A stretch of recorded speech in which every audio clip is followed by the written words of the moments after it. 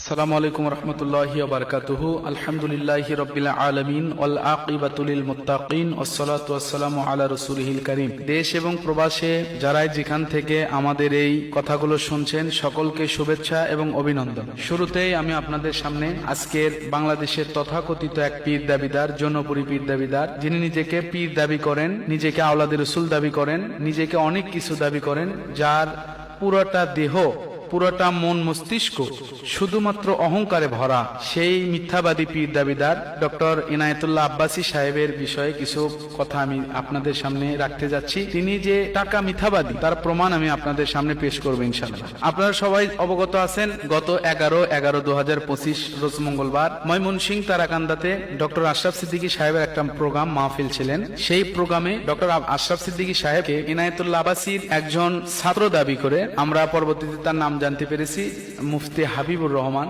তিনি ছবি ভিডিও প্রসঙ্গে ডক্টর আশরাফ সিদ্দিকী সাহেবের সাথে একটা বেয়াদবিমূলক কাজ করেন এবং সেখানে তিনি বারংবার বাহাস বলে তিনি উত্তেজনা হন। এক পর্যায়ে ডক্টর আশরাফ সিদ্দিকী সাহেব তাকে, আপনারা সবাই জানেন এগুলো কারো কাছে অজানা নয়, আমি এগুলো বলে সময় নষ্ট করতে যাচ্ছি না, তারপরেও একটু সামান্য কথা। ডক্টর আশরাফ সিদ্দিকী সাহেব হাজার হাজার লক্ষ জনতার সামনে তিনি বলেন যে আপনি ইনায়েতুল্লাহ আব্বাসী সাহেবের থেকে ডেট নেন, সময় নেন, উনি যে ডেটে বসতে রাজি আমি সেই ডেটে আসতে রাজি আছি। তিনি বলেন যে না, আপনি ডেটটা দিয়ে দেন, আমরা সেই ডেটে ইনায়েতুল্লাহ আব্বাসী সাহেবকে হাজির করব। সেই ডেট মোতাবেক পরের দিন জোহরের নামাজের সময় নির্ধারণ করা হয়। উপস্থিত প্রশাসনের দায়িত্ব নেন ওখানকার একজন ব্যক্তিবর্গ, নেতৃস্থানীয় ব্যক্তিবর্গ। তিনি প্রশাসনের দায়িত্ব নিজ হাতে তুলে নেন যে আমি প্রশাসন থেকে যত সেফটির দরকার সমস্ত কিছু আমি সেগুলো প্রদান করব। হাজার হাজার মানুষ সাক্ষী থাকলো যে আপনার 12 তারিখে জোহরের নামাজ পড়ে ডক্টর ইনায়েতুল্লাহ আব্বাসীর সাথে ডক্টর আশরাফ সিদ্দিকী সাহেবের ছবি ভিডিও বিষয়ে একটা বাহাস অনুষ্ঠিত হতে যাচ্ছে। তারই প্রেক্ষিতে পরের দিন সকালবেলা হাবিবুর রহমান সহ তার গং যারা ছিলেন তারা সকলে পালিয়ে গেলেন এবং ইনায়েতুল্লাহ আব্বাসী সাহেব সেখানে উপস্থিত হলেন না। তারা বাহাস থেকে পরাজিত হিসেবে জাতির সামনে ঘোষণা হলেন। তারপরেও আজকে 14/11/2025 শুক্রবার কথিত ডক্টর ইনায়েতুল্লাহ আব্বাসী সাহেব তিনি ওই ময়মনসিংহ মাহফিলে আজকে তিনি একটা মিথ্যা, যেটা একবারে টাটকা মিথ্যা বলে জাতির সামনে জাতিকে ধোঁকা দেওয়ার আপ্রাণ প্রচেষ্টা করেছে। কিন্তু তিনি নিজেকে যতই অতি চালাক মনে করেন না কেন, নিজেকে যতই অতি জ্ঞানবান মনে করেন না কেন, তিনি সেখানে মূর্খতার চাইতে এবং অতি একদম মূর্খতার পরিচয় সেখানে তিনি বহন করেছেন। অনেক ভাই আমাদের যারা ডক্টর আশরাফ সিদ্দিকী সাহেবের মুরিদ যারা ছিলেন তাদের পক্ষ থেকে অনেকে সেই ভিডিওর একটা ক্লিপ আমার কাছে পাঠিয়েছেন, আমি দেখেছি। সেখানে তিনি বললেন যে আমি ডক্টর আশরাফ সিদ্দিকী সাহেবকে চিনি না। এটা একটা টাটকা মিথ্যা কথা। আমি ইনায়েতুল্লাহ আব্বাসী সাহেবকে বলবো, আপনি ডক্টর আশরাফ সিদ্দিকী সাহেবকে চেনেন না? আপনি কি বাংলাদেশি? আমি আপনাকে প্রশ্ন করছি, ডক্টর ইনায়েতুল্লাহ আব্বাসী সাহেব আপনি কি বাংলাদেশি মানুষ নাকি আপনি পাকিস্তানে থাকেন? কোথায় আপনার বাসা? আপনি যদি বাংলাদেশি হয়ে থাকেন, বাংলাদেশের এমন কোন সুন্নি জনতা, এমনকি ওহাবি খারেজি পর্যন্ত ডক্টর আশরাফ সিদ্দিকীকে চেনে এবং আজরাইলের মতো ভয় পায়, সেখানে আপনি কোথাকার কে ডক্টর আশরাফ সিদ্দিকী সাহেবকে চেনেন না? আপনি চেনেন না, আপনি তাকে চিনবেন কেমনে? আপনি তো চিনতে পারবেন না, কারণ আপনি তো নফসের গোলাম। আপনি আশরাফ সিদ্দিকী সাহেবকে না চিনলেও আপনি ইবলিসকে ঠিকই চেনেন। আপনি তাদেরকে চেনেন যারা নফসের গোলামি করে আপনার মতো হারাম কাজের মধ্যে নিজেকে লিপ্ত করেছেন, যারা হারামিকে আপনি ঠিকই চেনেন। আপনি তো ডক্টর আশরাফ সিদ্দিকী সাহেবকে চিনতে পারবেন না, কারণ আপনার নফসের ভেতরে তো আল্লাহ এবং রসুলের জায়গা নেই। আপনার নফসের ভেতরে রয়েছে অহংকার, আপনার নফসের ভেতরে রয়েছে মিথ্যা, আপনার নফসের ভেতরে রয়েছে দুনিয়া, আপনার নফসের ভেতরে রয়েছে আল্লাহ এবং রসুল থেকে দূরে, আপনার নফসের ভেতরে রয়েছে মুনাফিকি। আপনি কেমন করে আশরাফ সিদ্দিকীকে চিনতে পারেন?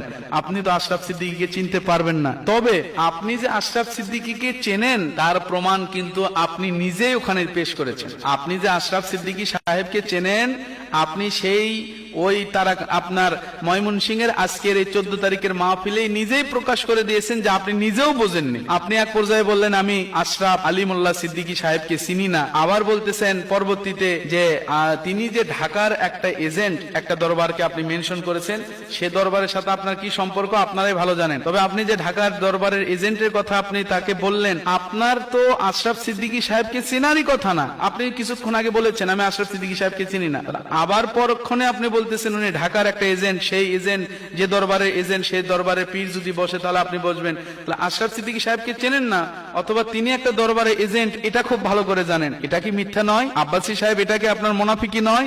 এটাকে আপনার নফসের গোলামি নয়, এটাকে আপনার মানুষকে ধোঁকা দেওয়া নয়। নিজের কথা আপনি নিজে ধরা খেয়েছেন, আপনি নিজের কথাই নিজে হেরে গেছেন, আপনি নিজের কথাই নিজেকে ছোট করে ফেলেছেন, আপনি নিজের কথাই নিজেকে এইরকম কন্ডিশনে রেখে দিয়েছেন যে সমস্ত মানুষের কাছে যেন আপনি হাসি তামাশার একটা পাত্র হয়ে গেলেন। সামান্য একটা বিষয়কে মিথ্যা প্রমাণ করতে গিয়ে, এক মিথ্যাকে অপর মিথ্যা দিয়ে ঢাকতে গিয়ে আপনি মিথ্যার সেই জালের ভেতরে নিজেকে এমন ভাবে আবদ্ধ করেছেন, আপনার মিথ্যার জাল আপনাকে পেঁচিয়ে মানুষের সামনে মিথ্যাবাদী হিসেবে প্রমাণ করে দিয়েছে। আপনি বলেছেন আশরাফ সিদ্দিকী সাহেবকে চেনেন না। ভাইজান, আপনি কি সারা জীবন এরকম অহংকারী থাকবেন? নিজের অহংকারটা কি একটু কমাবেন না? শয়তানের বদগুণ থেকে কি নিজেকে একটু সরে নিয়ে আসবেন না? আপনি বারবার বলতেছেন ছাত্ররা বাহাস করলেই তো পারবে।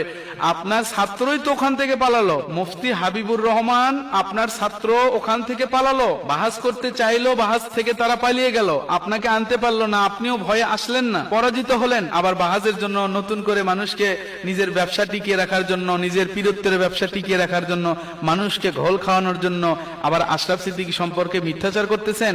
আল্লাহর কাছে জবাব দিতে হবে না? আল্লাহর কাছে আপনার কি যেতে হবে না? জবাব দিতে পারবেন তো? আপনার অন্তরকে আপনি নিজে বাড়িতে বসে, বাড়িতে শুয়ে বিছানায় একাকী আপনি একটু নিজেকে একটু হিসাব করে বলবেন তো যে আশরাফ সিদ্দিকীর সাথে যে আমি এই মিথ্যাচারটা করতেছি, আসলেই কি আমি ঠিক করতেছি না ভুল করতেছি? মনে রাখবেন, মনে চেনে পাপ আর মায়ে চেনে সন্তানের কে বাপ। আপনার মন আপনাকে বলে দেবে যে আপনি আশরাফ সিদ্দিকী সম্পর্কে যে কথাগুলো বলতেছেন সম্পূর্ণ কথা মিথ্যা এবং বানোয়া। আপনি বলেছেন আশরাফ সিদ্দিকী সাহেবকে চেনেন না। আমি তো নিজে সাক্ষী, আমি মোহাম্মদ ফরহাদ হোসেন সিদ্দিকী নিজে সাক্ষী। আপনি যখন 2-3 বছর আগে আপনি যখন শেরপুর ধর্মকম মাহফিলে এসেছিলেন, আমি সেই মাহফিলে গিয়েছিলাম শুধু আপনাকে দেখার জন্য যে তিনি কেমন করে আলোচনা করেন। আমি সেখানে উপস্থিত ছিলাম, আমার সাথে আপনি নিজে কথা বলেছেন। এবং আশরাফ সিদ্দিকী সাহেবের দরগা কোথায়, এখান থেকে কত দূর যেতে হবে, এখান থেকে কত দূর পর্যন্ত তাকে গেলে পাওয়া যাবে, আজকে তিনি দরবারে আছেন কিনা, এইগুলো বিষয় আপনি আমার থেকে শুনেছেন। আমার সাথে আরো 5-7 জন ছেলে পেলে ছিলেন, তারাও এই কথা উপস্থিত সাক্ষী দিয়েছে, তারা আপনার এই কথা শুনেছে।